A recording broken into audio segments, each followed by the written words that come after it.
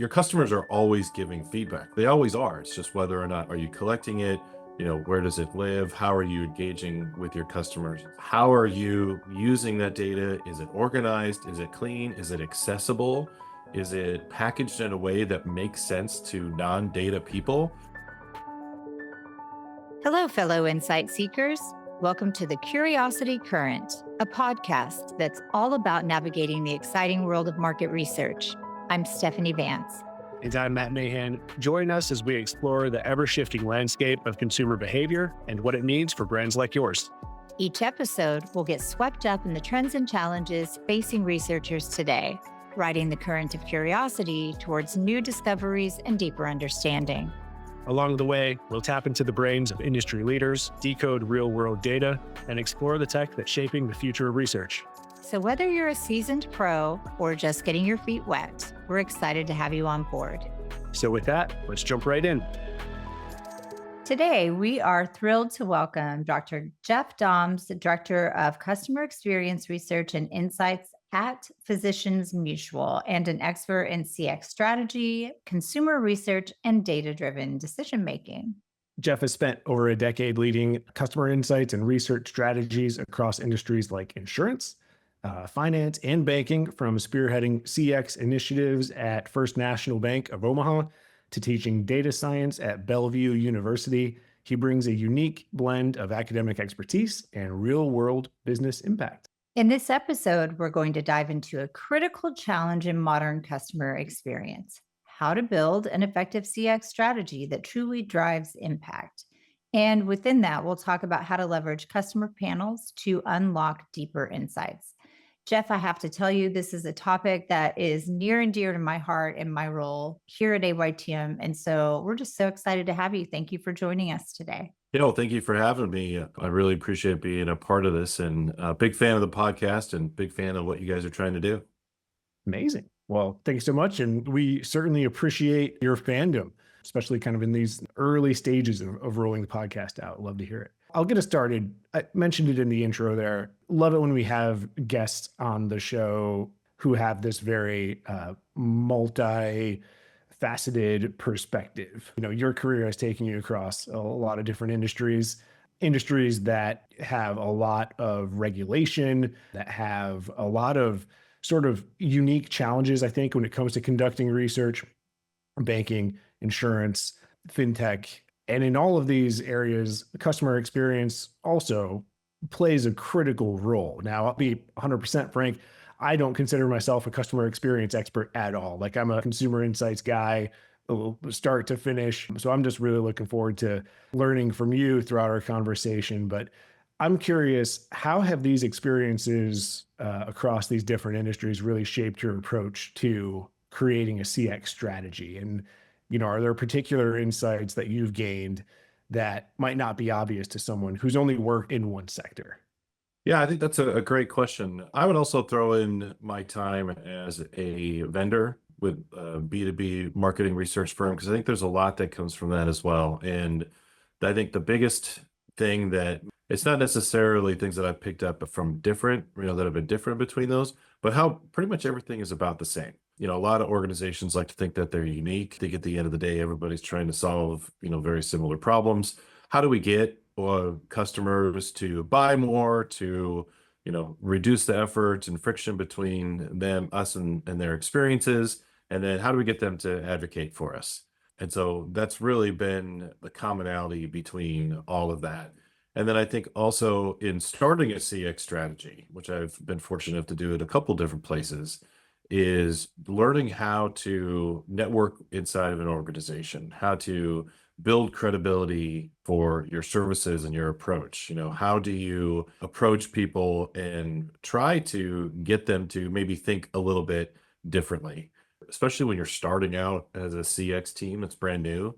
You're a support function, and a lot of times people can choose to use you or not. And so you really have to take that into consideration.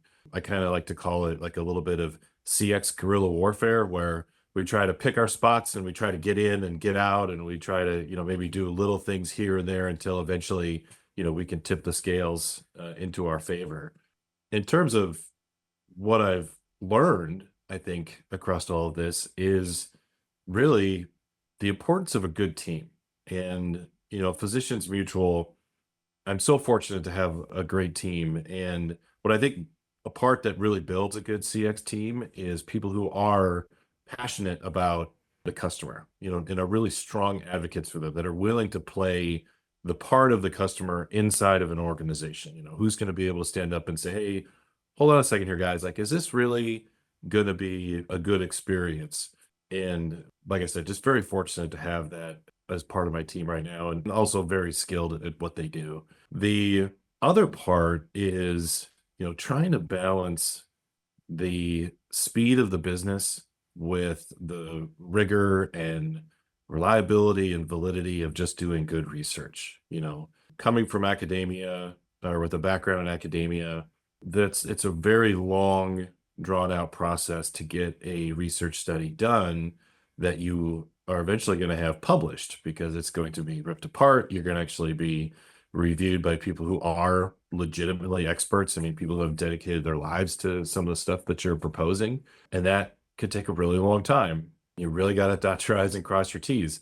Businesses don't have that time, and they don't really have that patience. In most cases, especially in the beginning, you're getting handed projects that said, hey, we are going to make a presentation to the leadership team, and we thought it would be nice to have some customer research involved in our presentation.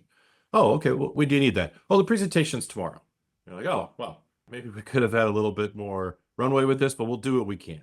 And so it's balancing, how do we produce really good insights that people can make decisions on, but you do it at the speed of the business. And, there's multiple ways you can do that. But I think overall, it is just, there's a commonality with customers these days.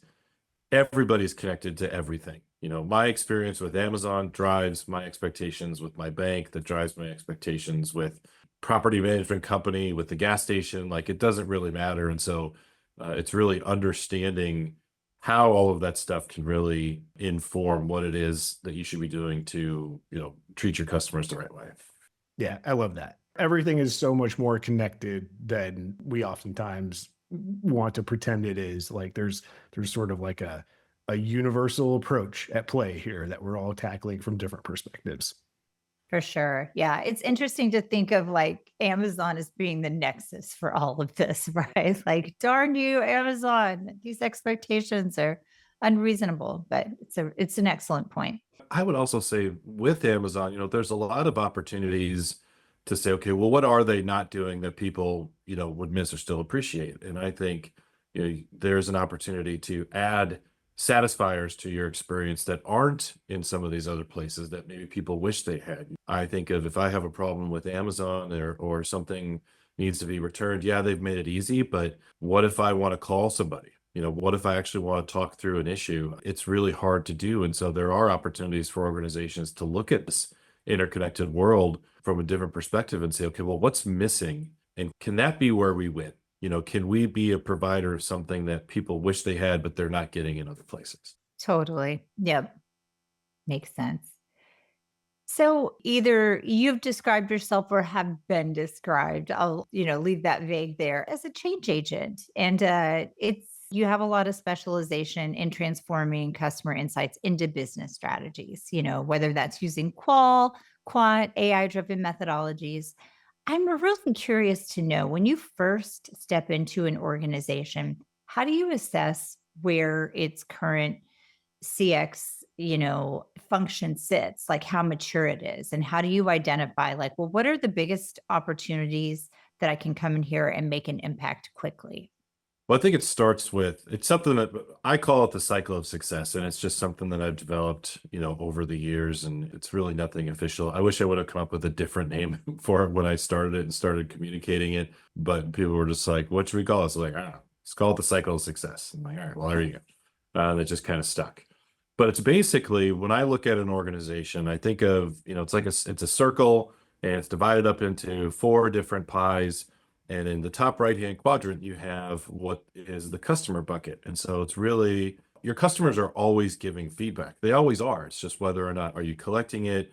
Where does it live? How are you engaging with your customers? And so I assess an organization based on that part of it. How are you hearing from your customers? Are you casting a wide enough net to collect all of these different opportunities to hear about your customers' perception of your company? And that leads into, the bottom quadrant, which is the data.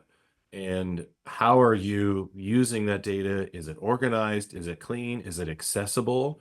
Is it packaged in a way that makes sense to non-data people? I think I've been fortunate enough in my career to play as a liaison between the technological group as well as, business operators to try and translate some of that. And I think that's helped me and my teams tremendously, is be able to kind of speak that language. But where is that data, and is it in a usable format? And that feeds into the other bottom quadrant, which is the business unit, or even specifically managers. How are they accessing that? And then how are they turning that into business decisions? Sometimes it could be, coaching opportunities for your sales agents or your call center staff. Sometimes it could be like, well, how are we using this to actually drive, decisions? In that bucket specifically, what I try to listen for is, how often do people say, I think the customer, XYZ, right? How many times are we speculating? Like, well, I think customers do this, right? And I know I'll be successful, and we talk about this all the time as a team, is when we start showing up and people say, I know, right? Like, or we found this out, or hey, let me cite this research. And, that's what we're really looking for. But then the top one quadrant is probably one of the most important, is, your employees. How are those frontline staff? How are the people that are actually doing the work putting that customer information into play? And so if you take that circle and you draw a big arrow around it, like, it just becomes a cycle. And do you have those touch points where each one of those things intersect? What does that look like? And how is that set up? And is it automated? Is it always on? Is it easy for people to get from one quadrant to the other? No, you can't really go from getting in touch with customers and feeding that directly to the business unit, because that could lead to bad decisions. It could lead to, unreliability of the data. You can't really cross, in my mind, those sectors. So you really have to try to figure out, how does this cycle work, and where are we missing, and where is the biggest opportunity, and try to start connecting those dots internally. That happens through conversations. This is where kind of having that vendor mentality of like, I've got to sell, I've got to sell myself. I have to sell the team. I have to sell, what we're doing. I got to figure out, like, how are decisions being made now? Because obviously this business has been successful, or it wouldn't exist as a business. Like, we've been fine. I've worked with some businesses that have been in business for over 100 years. Well, it didn't happen by accident, and there's some really smart and capable people. So how do you embed yourself into those, conversations? For sure. It's so interesting because I feel like this comes up in a lot of the conversations we have, just the importance of marketing what you do when you work in this sort of insights and customer related areas. That we have this tendency to think like, I have all of this important data, like people will come to me, and like that's not really how it happens, right? We have to show up where we want and advocate for that perspective a lot of times. This brings us actually to, you like teed me up perfectly for this question that I have next. And I think you've answered it to some extent, but I would be curious for you to round that out. CX is a competitive advantage, right? No doubt. But embedding it into the DNA of an organization, as we've been talking about, is a challenge.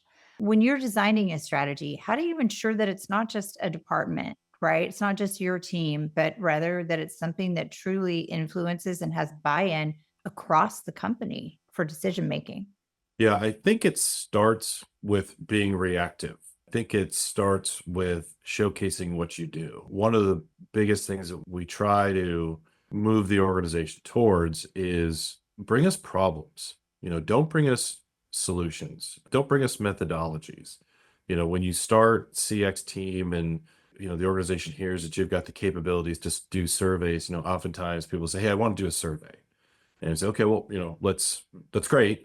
Let's take a step back and let's, what are you hoping to learn? What's your objective? Like, who do you want to talk to? And so we've, developed this process for conversations and way to take in work that helps people think through what it is that's really going to matter. What is the one question that we can answer? If I had a magic wand and I could put the answer to your question on your desk tomorrow, like what is that answer? Because as part of the role that I have and have had the fortunate pleasure of having in other organizations is cobbling together a bunch of different resources. It's to me, that's the funnest part.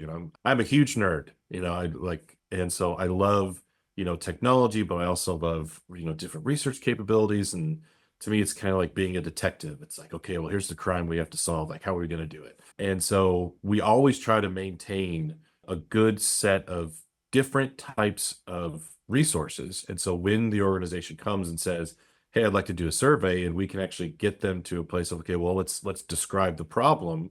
Let's describe the answer that you're looking for. Let's form some hypothesis here of, what we think this is going to be that we can actually go test. We can then go out and do that in multiple different ways. We don't have to do just a survey. We don't have to just do our customer panel or work with a vendor. Like, we can do multiple different things, and then you bring that back to the organization. But sometimes we are reactive in that, and sometimes you have to take that opportunity to jump on showcasing all of this stuff and say, hey, I know you asked for a survey, but we did the survey, but we also did some video interviews, and we also went out to this customer panel. We also did XYZ. We also did an AI search, through our ChatGPT capabilities. And here's all the stuff we found. And you do that enough, and you do that with the right influential people, and then they start thinking, oh my gosh, I didn't know we had these resources. Like, this is great. I didn't know that we could talk to people in this way. Like, this is really truly, a competitive advantage for me and my team. So it's like that sort of reactive relationship in service of that longer term, more proactive engagement that you will have with them. I love that. You're like Trojan horsing yourself into the situation. Yeah, because what eventually will happen is, if you do that enough, then you start to develop a queue of work. And once you develop a queue of work and someone comes to you and says, hey, I really need this, I need it next week. And you have to say, look, I'm sorry, like, I've got this other project I'm working on. We'll get to it, as soon as we can and when we want to do it. However, what would be great is, like, can we attend your team meetings, or can we get embedded in your project list? Because, we can be a little bit more proactive. And then they start to see the value of bringing you in, earlier in the process. I love that. So really what you're talking about is building demand, building that queue of work. So let's say you've done that, you've done a great job. You've got your internal teams coming to you asking to be penciled in, right? Like, that's the dream. Like, oh, do you have time for us on this project? Like, let's say you've reached that point. What's kind of like the next step? Like, assuming, you've got all the tools. You mentioned a lot of different tools at your disposal. How do you, because I know that this is something that, like, consumer insights, but like primary research teams will often struggle with is, all right, we can do the work. And particularly like on the client side, we'll do the work. We'll put together the reports. We'll generate the implications and all of that. How do you kind of bridge the gap to the next step, which is like ensuring that all of that wonderful data, all of those wonderful recommendations that you've made, that gets actually incorporated into the execution? Like, if you're guiding a customer strategy, marketing strategy, whatever it is that you're doing, how do you kind of make sure that your team stays involved throughout the process, throughout the rollout of that work that you've done? Yeah, I don't know if I have like the answer that everybody's dying for, right? Because that would be great, because you're right. Like, we all struggle with that. One of the things I think that we've done to sort of mitigate that risk is, again, building relationships throughout an organization and being in touch with the right influential people and being involved in their work. And, whether or not something gets implemented, you can certainly bring that up down the road. And if you've got that strong relationship, you can ask them, like, hey, did we ever do anything with this? And I think what we've been able to do is have good relationships with people, to just be honest with them. Everybody that works in an organization answers to somebody, has to justify, what you do. If you've got a $20 million marketing budget, nobody's, you've got to justify that. If you're going to bring in if you're in technology and you're going to bring in new security or compliance, you've got to justify that. And so I think everybody gets it. And being able to have that honest conversation with folks and say, hey, gosh, we did this work and I've got to answer, I've got to justify this tool. Like, did you guys do anything with it? And sometimes no decision is a decision. And just asking them, like, hey, did this help? Did this move you along? Like, can you help us quantify, like if we didn't do this, did it change your perspective on the issue at all? And I think people are pretty receptive to that because everybody gets it. I mean, everybody's kind of in the same boat. But that comes from establishing those relationships with those influential folks. I think a couple other things that we're doing, we're getting better at is taking in, creating a research request process. So again, being reactive in the beginning, this didn't really go as well as we'd hoped, where someone said, hey, we want to do this research. We're like, okay, will you fill out this form? And they're like, yeah, we'll get to it, but I need this tomorrow. And we're like, all right, well, we'll fill it out for you. Like we'll do it for you. But then you get to that point where you say, hey, I really need you to fill this out. And you ask questions like, who's the sponsor, right? Who's the executive sponsor? Who's getting updated? What's the business problem we're trying to solve? What type of project is this? What decision needs to be made? And you try to do it in a way that gives you enough information, but it's not too cumbersome for people to fill out. And then I think one of the biggest parts that we look at is like, what level of analysis are you looking for? In some cases, I call it the color of the button test, right? And I've heard this in a couple different places. Do you want this button green or red? Well, let's just ask the customers, and then I'll just email you and tell you they like it red. Or do we need something that's going to be more robust, that's going to have to go to your leadership team, that's going to be used, for the next year to set strategy? And we really want to make sure that we put a lot of thought and effort to it. So that form has been really helpful, and then helping to drive conversations and understanding like who's all involved in this project. And it's given us a mechanism to go have those conversations with people in the business. The other thing is, a post engagement survey. So we try to hit them twice, once immediately right after we've done a formal readout. What did you think of the timing? What did you think of the insights we produced? Did we change your mind on anything? And just trying to get that initial reaction, and then following up with them a couple months later around, did this actually make an impact? Remind them, hey, we did this. Here were the key takeaways. Here are some things that we said that could be potential next steps. Like, did any of those things happen? And I would say the last thing that we always try to do with the research is embed in there, here's more that we could do. We don't ever really consider a research project fully done or completed. It's just at this particular step. And so we always want to be trying to push the organization and be good stewards of getting them to think a little bit more differently. Like, we were able to test this hypothesis. We were able to show you what the customer was thinking about this at this time. We were able to design or give you ideas on designs of this experience. And if you want to go further, here's what else we could do. We could talk to these different people. We could go out and do more interviews. Here's something that came up that maybe we weren't testing for, but we thought would be interesting to take a look at. Like, are you okay if we go do that? And so I think a combination of all that, really the bottom line is just trying to have a continuous conversation with the organization to get them thinking about, how do we get more customer perception embedded into our work, so we can make better, higher quality decisions that are going to lead to our customers buying more, are reducing the effort in order to interact with us, and then be advocates for us out in the world. I keep going back to something you said right at the start of the conversation, which was like, we're all trying to solve the same problems, and everything you just listed out hits home for me, and for Stephanie too. Like, you're talking about like formalization of intake. Doesn't sound sexy, but it's really, really important. Retros on the work. Like, again, kind of a foundational thing that, like, it's just so, you see organizations forget about it all the time. And so you lose this opportunity to see like how impactful was the work. You're like really like holding ourselves accountable. Like, so important. I think that's great advice. Yeah, but I even think like I think a lot of us can really get behind the intake process, because what it does is it's what we're saying is, hey, could you just take a step back and describe to me what's this going to do for you, right? And helps us like get them at the right conceptual level so we can be at the right executional level. I really, really though applaud the way that you have described just being so receptive and open to that feedback about the work that you've done, because that kind of thing takes courage within an organization. It takes the right kind of culture within an organization too, but Because that can be a bit threatening, right? To ask for that kind of feedback. Especially to say, just to pile on, especially to say, did we change your mind?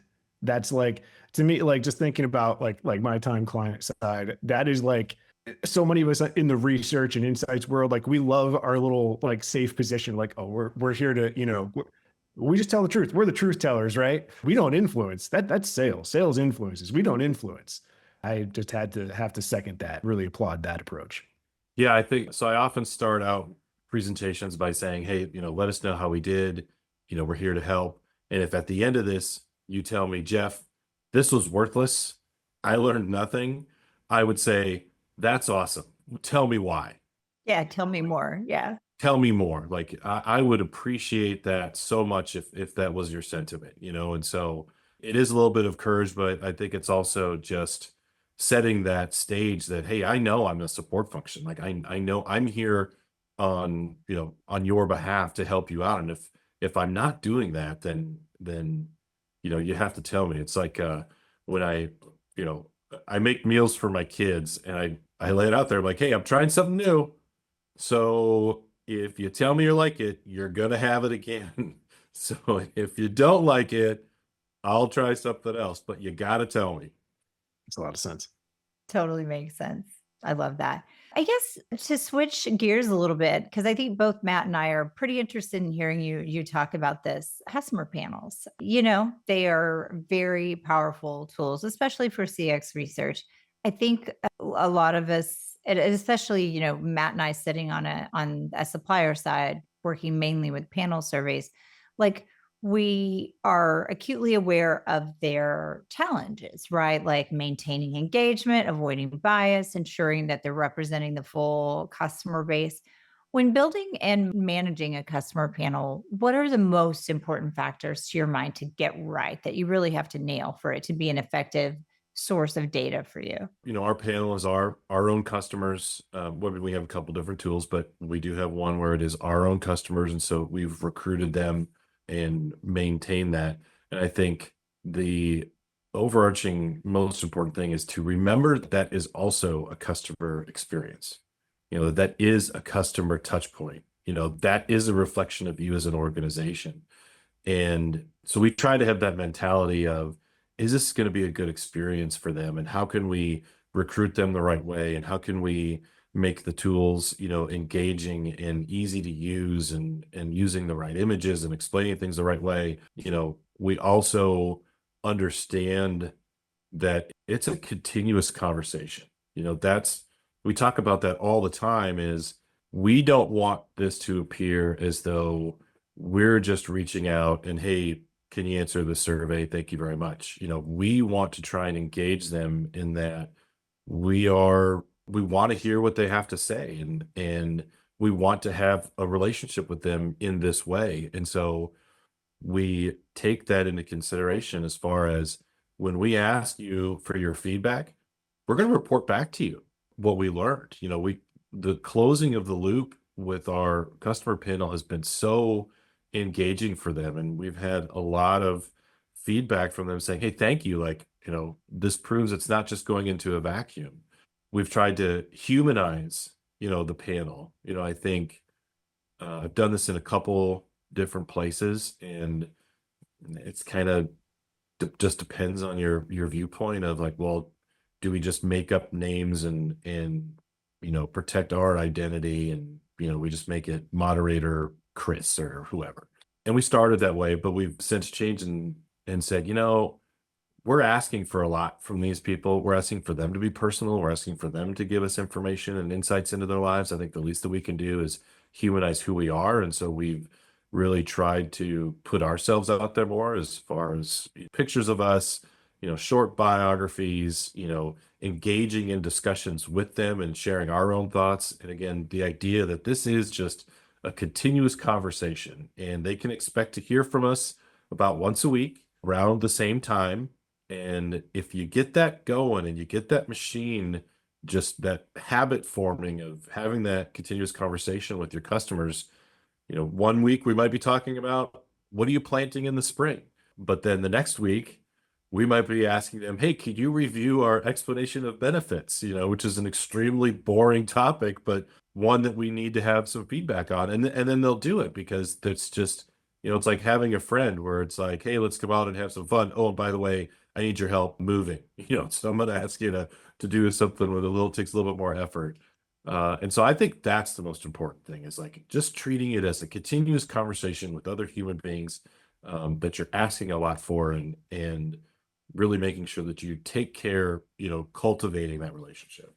I love that because I feel like it really is like 180 degrees different from how you would interact with and treat a panel, right? Where it really is about like reducing bias and them not knowing who you are, right? Because we're trying to take that approach of really tight experimental design. But it almost sounds like when it's a customer panel, that's just not the same function. That's not what you're doing with that group of people. And so it requires something different and a level of trust building that requires transparency and giving as much as taking.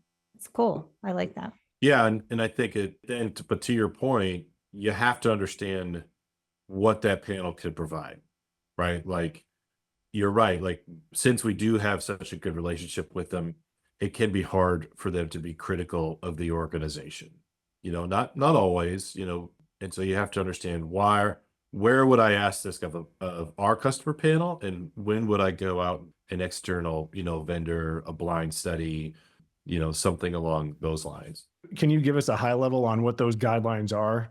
Without spilling anything proprietary, of course, but I'm sure there are kind of like some rules of thumb where you're like, all right, this is a good fit for the in-house panel. This is a good fit for external. Yeah, I think the in-house panel, we do use it a lot for, creative feedback. I think when you're looking at just generalized human feedback, hey, does this catch your attention? It's also great for like diary studies, like just walk us through your day. Like, what are the jobs that you're doing every day that we think we might be able to help with? Because they'll tell you. And then again, maybe reviewing some more complex things that you need people to spend some more time on, that you're not going to get if you send out a randomized survey or even, an external vendor.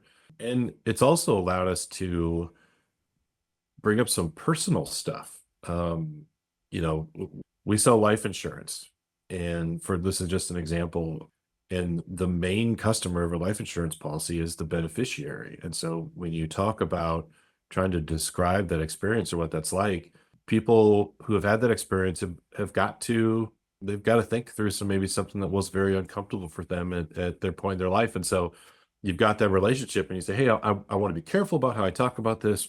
We don't want you to, hopefully we're not bringing up anything that's inappropriate, but we want to hear how this went. And so those things where you're trying to put people into more of an emotional state to try and give you feedback on like, how could that have been better? And insurance is fraught with that, right? Like, I got injured, somebody passed away, like I've got to have this surgery, like all of that stuff can be pretty emotional. And so that's, I think, a good place for the panel. I think externally, what I would not do necessarily for a customer panel is things around pricing, maybe a description of what type of policy or what are you looking for, competitive analysis, things like that. You certainly can. It just wouldn't be the single source for that, because it can be difficult to, talk about things like pricing with your customers.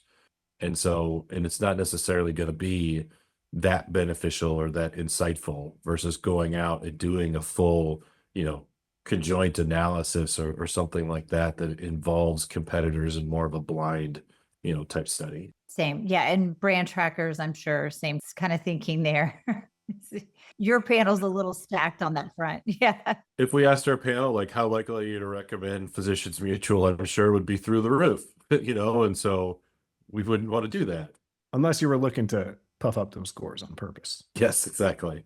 So, Jeff, you've worked extensively in financial services and insurance, both industries that I have the perception are highly regulated and where customer experience is deeply tied to things like trust and compliance. How does CX research differ in these environments? And what unique challenges do companies in these, verticals face?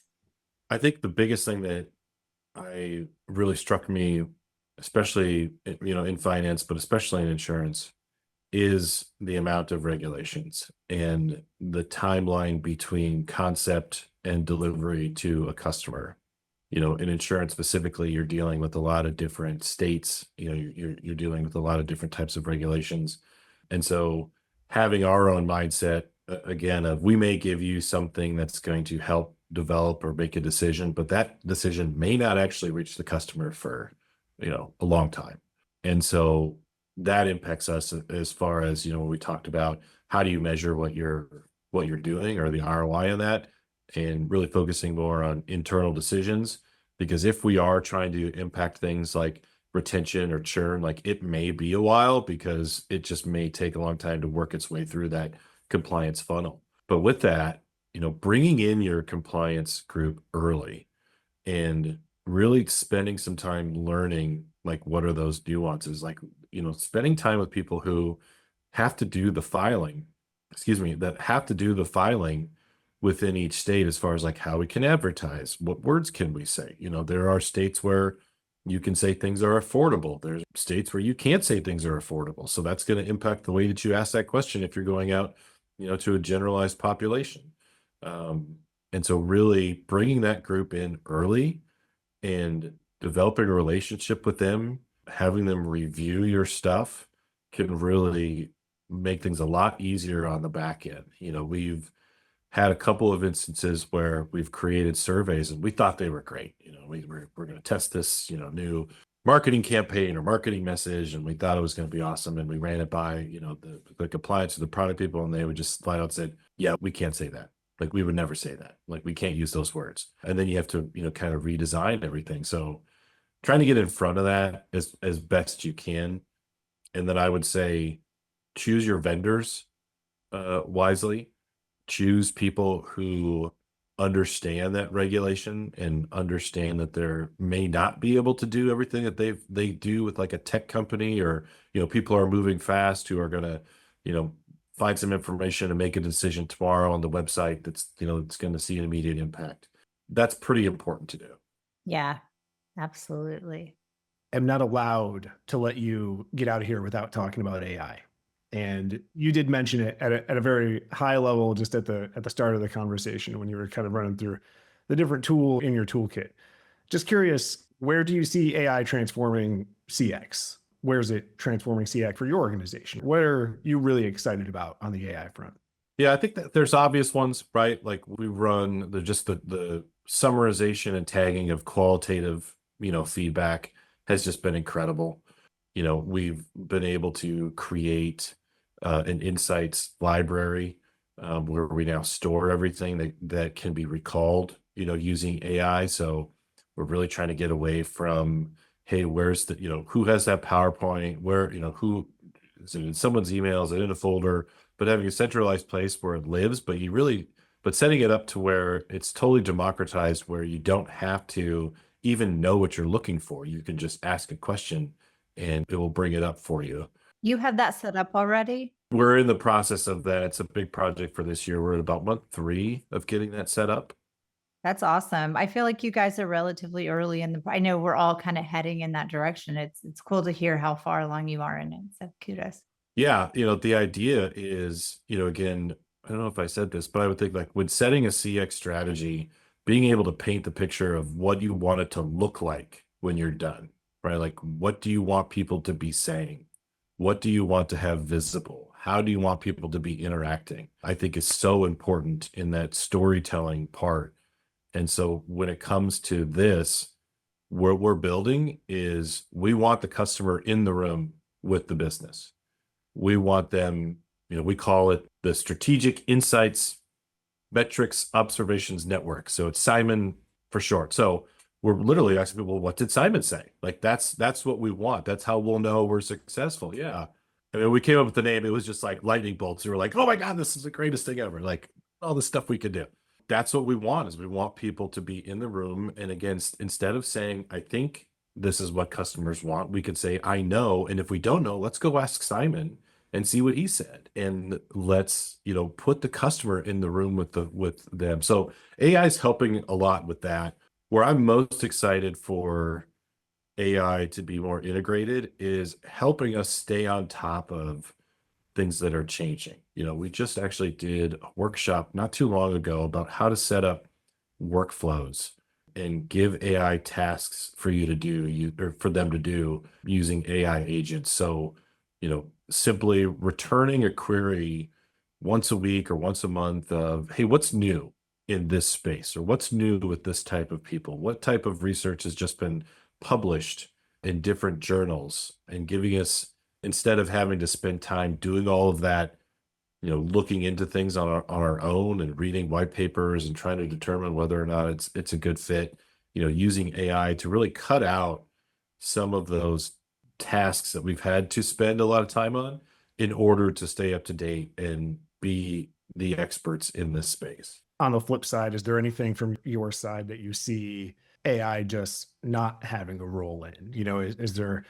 Are there things where you see maybe, some other organizations a little bit too quick to adapt these tools and you're like, really need a little more human oversight? Is there anything like that going on?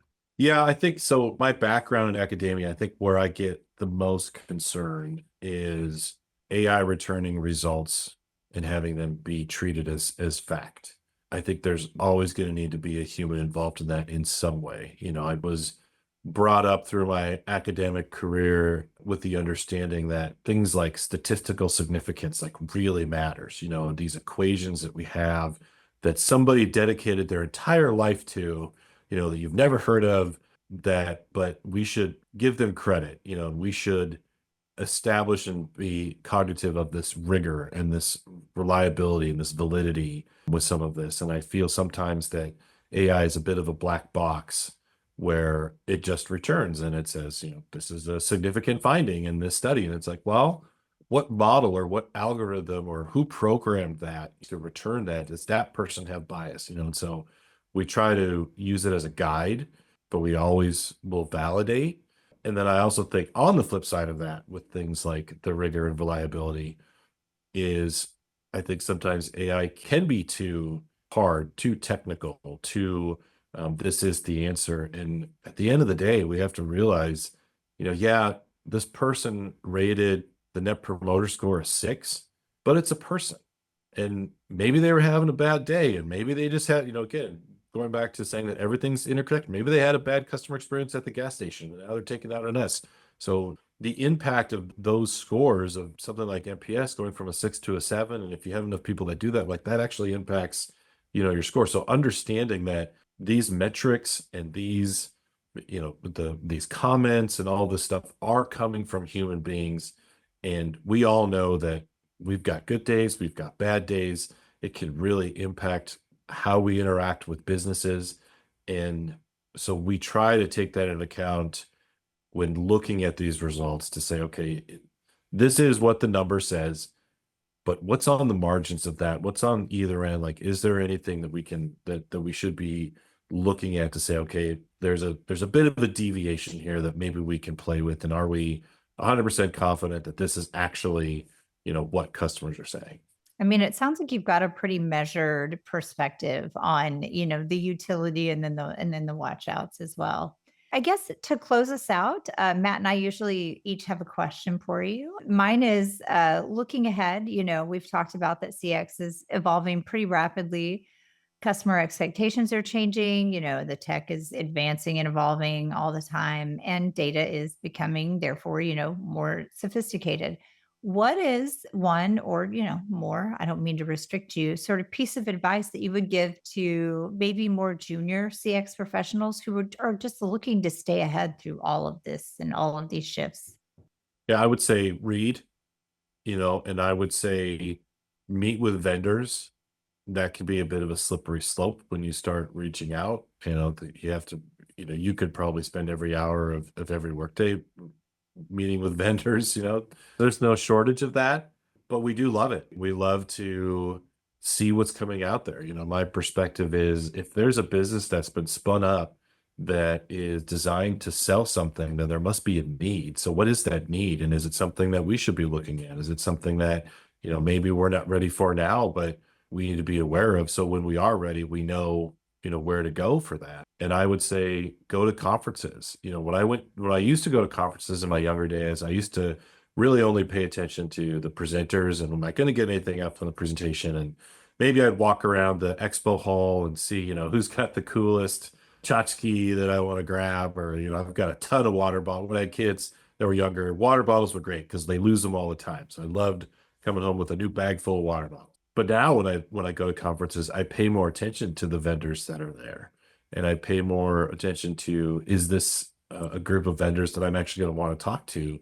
And I spend more time in that expo hall, visiting and learning again, like what is out there and what are the problems that these vendors are trying to solve. And is that a problem that we have or that we think we're going to have, down the road?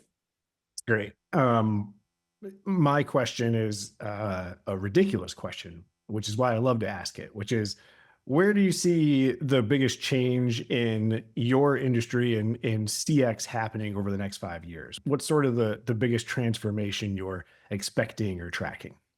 I think two things. One of them is a bit of a hot take, so I'll end with that. But the first one is, I think the actual customer experience is going to matter so much. We've been talking about it for decades, right? Like your customer experience is the one true competitive advantage. I mean, there's books and speakers on it. I mean, there's no shortage of that. I just feel that like right now is at a time where that truly matters. I think businesses have been able to get away with not having a great customer experience because they could compete on price. Well, let's just offer free shipping, right? Well, let's just, bundle these things together. Or, you had large businesses who could compete on scale. Well, you're starting to see tech now be more accessible to smaller businesses. And so all of these things that you could cite to as a competitive advantage in lieu of a good customer experience are starting to become lower cost, are starting to become more accessible. I think we'll reach a saturation point of we know everything about everybody and everything they do, and everybody will have this information. And so at that point, where are you going to compete? If I know as much about your customer as you know about mine, then what do we do? Where's our competitive advantage? And I think it comes down to those experiences. And I think also then who's designing those experiences?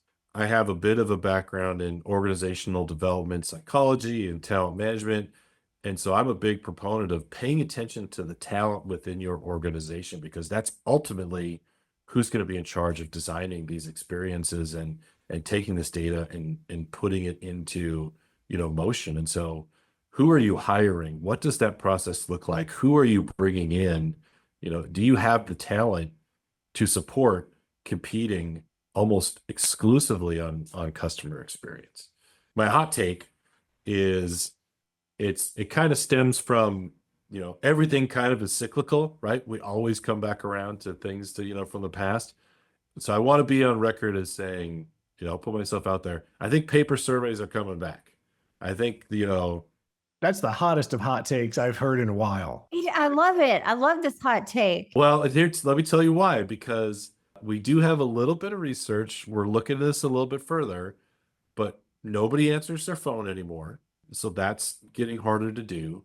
Spam messages on both text, and email.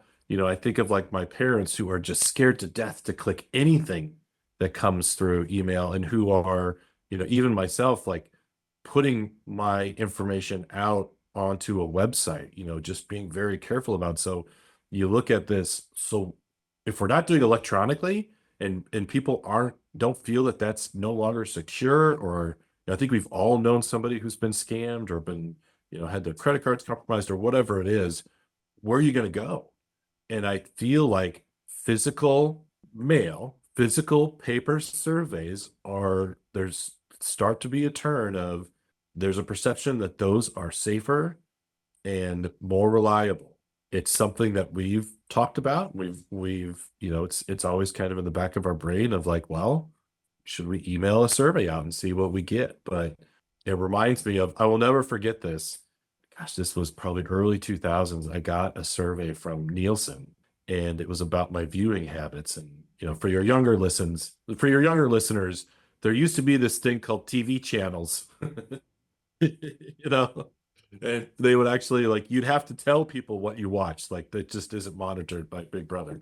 And it came with a $5 bill. They give you the money. Yep. Cold hard cash. Yep. You can keep this if you want, but we would also appreciate it if you would fill out the survey. And I did. And it was like a 4-page survey and it was great. Creates the commitment. Yeah. Yeah. And so I always remember that. And so I'm just curious, like, are we coming back around? Have we reached a point where technology and electronic delivery and trying to get all this electronic feedback, have we reached a saturation point on that? And like, where do we turn once that is no longer a viable option? You're talking about societal shifts. And we saw this with the last couple election cycles where people started talking about paper ballots. Or should we really be getting rid of paper ballots? Jeff, I'm 100% on board with your hot take. And I will share with you an anecdote. Stephanie just this morning was making fun of me for reading paper product catalogs and getting a lot of enjoyment out of getting paper product catalogs, actual print catalogs in the mail and looking at things. But I think you're dead on. There is something to the idea of having a physical thing sent to you that feels, more secure. I also think that there's an authenticity thing there. At least that's what we were talking about with the catalog discussion this morning, which was like, I like the idea that there was work and effort and thought put into the creation of this thing that I can put my hands on. And in the case of a survey, when I fill out my answers and I put a stamp on it and give it to the Pony Express and the Pony Express takes it off to wherever it goes, I know that I have a sense that those results are going to be captured. And there's an authenticity of an exchange there that I think you're onto something. I love it. That's my favorite hot take. I hear you both. And I think data quality would be less of an issue. I struggle to see how this works at scale. So, we'll finish this up. We'll set our wager afterwards and we'll go from there. I did say it was a perfect system. It's still in the incubation stage. Well, no, this has been a great conversation. Dr. Dahms, really appreciate having you on today. Really appreciate the time. Gave us a lot of really great thoughts, a lot of really great advice. And just thank you for spending your morning with us today. Absolutely. It's been great. Yeah, well, thank you for having me. I really appreciate it. All right. Take care. The Curiosity Current is brought to you by AYTM. To find out how AYTM helps brands connect with consumers and bring insights to life, visit AYTM.com. And to make sure you never miss an episode, subscribe to the Curiosity Current in Apple, Spotify, or wherever you get your podcasts. Thanks for joining us, and we'll see you next time.